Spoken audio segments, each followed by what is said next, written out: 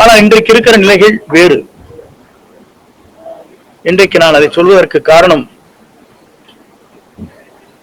புரட்சித் தலைவர் அம்மா மறைவுக்கு பிறகு ஆட்சி நடத்தினோம். நடத்தியதற்கு பிறகு காலச்சூழல்களில் பல்வேறு கூறுகளாக, 3 கூறுகளாக இயக்கம் பிரிந்தது. நாங்கள் அனைவரும் ஒன்றாக இணைய வேண்டும் என்ற நோக்கத்தோடு தான் நாங்கள் எல்லோரும் அந்த கருத்துக்களை வலியுறுத்தினோம். ஆனா அந்த கருத்துக்கள் பரிமாறப்பட்டதை தவிர செயல்படுத்த இயலவில்லை. ஆகவேதான்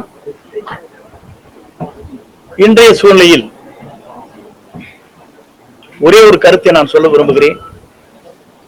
நான் என்று ஒருவன் நினைத்தால் ஆண்டவன் தான் என்று கண்டித்து விடுவார், பார்த்துக் கொள்வார்.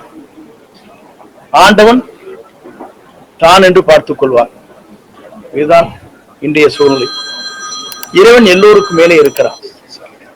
இறைவன் நம்மை கண்காணித்துக் கொண்டிருக்கிறார். ஆகவேதான் அந்த அடிப்படையில் என்னுடைய பயணங்களை மேற்கொள்கிற போது முதலில் பொறுப்புகளை எடுத்தார்கள். எல்லோரும் ஒருங்கிணைக்கப்பட வேண்டும் என்று